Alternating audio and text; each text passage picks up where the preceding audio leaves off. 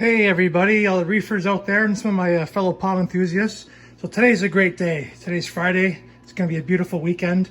But I got a new addition to my tank. I'm pretty pumped. My family doesn't know I have it yet, but I know they absolutely love this fish. So what do I got? He's acclimating right now. Here, hold on, let's see if we can get a better view of him in there. There he is. A mandarin dragonette. Absolutely gorgeous fish. He eats copepods and zooplankton. That's his main diet. And if you're lucky, you can train him and he will eat mysis shrimp and brine shrimp, things like that, but he still needs to have zooplankton in order to survive, which I have coming. Zooplankton is gonna be in here shortly, and phytoplankton as well to feed the zooplankton. So I got the whole thing going. So as you can see, I have a diatom outbreak happen in my tank. And what happened is the day that I went to fill this aquarium up for the first time, I'm on a well here, well and septic, but my water softener wasn't working correctly. So because I have very sandy soil here, there's lots of silicates in the soil. So the diatoms are absolutely munching and going crazy on the silicates in this tank. So to help combat that, I got the water softener working. I did a water change yesterday, almost 50%. And I got this gem right here. A lot of you guys online use it. It's absolutely fantastic. Chemipure Elite. And one of the biggest things about it is the ferric oxide, which removes phosphates and silicates. Also has carbon in it. It's a fantastic media to make your tank clear and get rid of algae. So hopefully this thing works well. Now this is a little bit more than I need. I've got a 13.5 gallon reef. And this is a 50 gallon cartridge. So what I'm gonna do is right now in my Fluval Evo 13.5, I have it on the intake part of my filtration system. But what I might do is modify this sponge and maybe take out the sponge part in the middle here, in between the two chambers, and put that bag right in the middle, because you do not need carbon, a little carbon basket, when you have Chemipure. It's the same thing, there's carbon in it as well. So I might do that, and stay tuned. And I'll show you how that works out.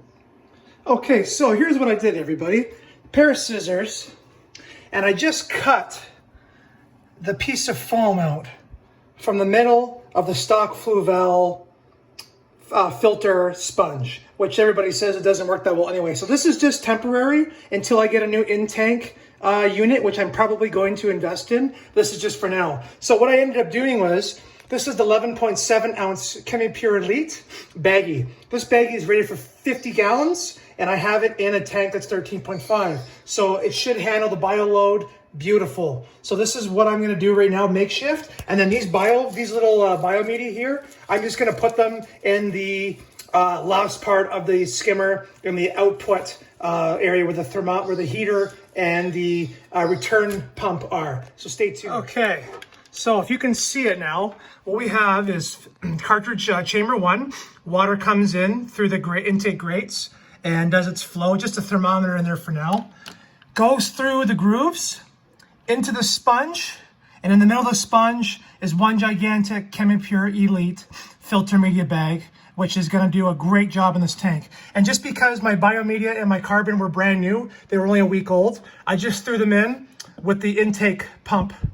The output pump and the heater. So might as well use them, keep that biomedia going as well. So this is gonna be my modification right now to the filtration system. I have filter floss coming as well in the mail, and I do plan on doing the in-tank chambers. So we will see how that goes. And as I promised everybody, without further ado, there's my new mandarin dragonette, mandarin goby.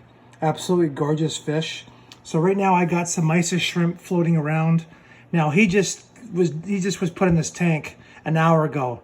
So he's still acclimatizing and getting to know his surroundings and everything else. So I'm not expecting him much right now, but I am gonna try, just like I've seen online, to train him to eat mysis shrimp, but copepods and zooplankton it is. Until then, well, it's always gonna be that, plus some of the shrimp stuff if I can get him that as well, just to help keep that belly nice and full. So I hope you guys enjoyed this reef tank update. And hopefully next time we do an update, all the diatoms will be died off from our new filtration. And Mr. Mandarin Goby will be super happy and just loving life with his new pals. So there's the update on my Fluval Evo 13.5.